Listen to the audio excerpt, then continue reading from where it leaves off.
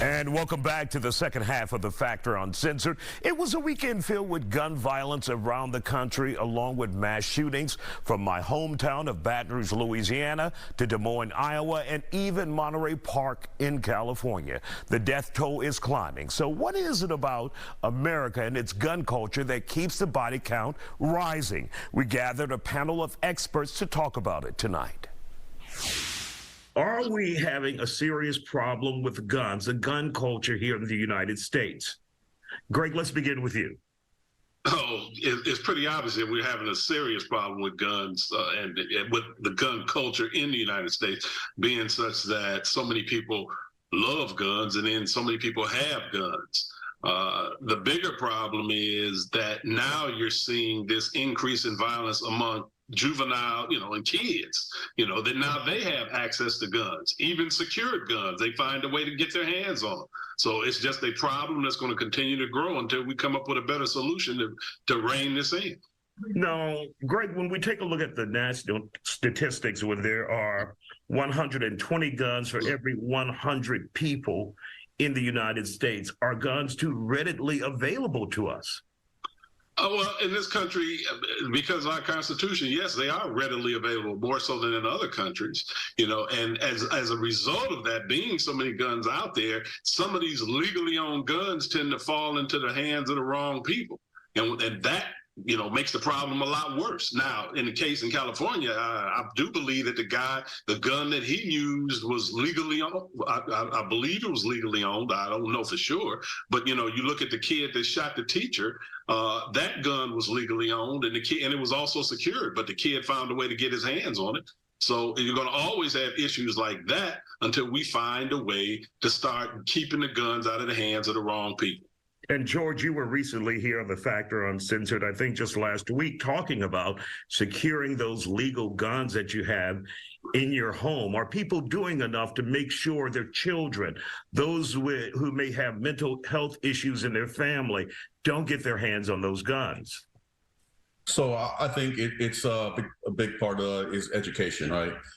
Educating the public, just the general public, on firearm safety. I do feel that local government and even federally, we can do more to put certain programs into place so we can educate young people and kids on firearm safety, how to handle a firearm, what are they capable of. It'll keep that curiosity away from them if they know how to handle a firearm correctly.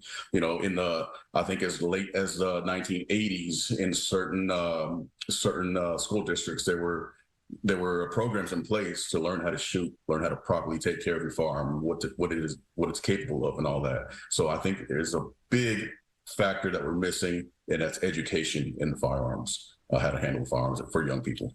Now, when we talk about these mass shootings that we have seen, not over the last, beginning of the year, but just this weekend alone, what do you think needs to be done, George, from your perspective as a gun shop owner here in Houston? So I do believe that overall, we do a bad job of enforcing the laws that are already in place, and you see that with people committing crimes and they're out on bail the next day. People committing violent crimes and they're out on bail the next day, next couple of days, right back on the streets. There's no consequences anymore for your actions, for your bad actions. Unfortunately, there's not. I don't feel that. I definitely don't feel that we need to place any more stricter firearms laws. We definitely need to go in and enforce the laws that we currently have. And George, you mentioned, I think earlier, that the firearm used in the Monterey shooting, that was likely illegal anywhere and against the law, right? Correct. So that's another thing that comes into play.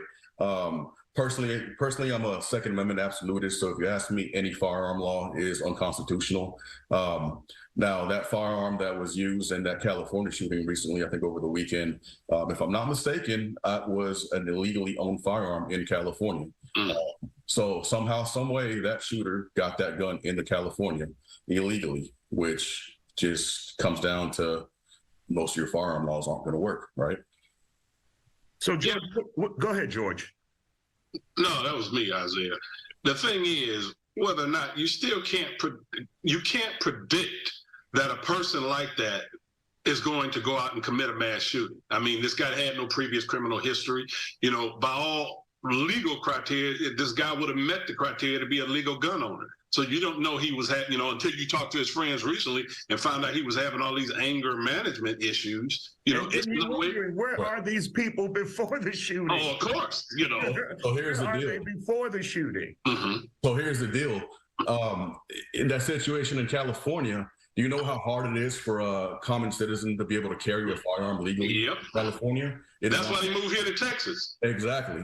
It is almost impossible for the common citizen to be able to carry in California. I guarantee you, had one person been in that situation carrying a firearm legally, the outcome would have been a lot different. Well, guys, we got a lot of work to do in this country addressing this either by legislation or by other means. Thank you both for joining us here on The Factor Uncensored tonight.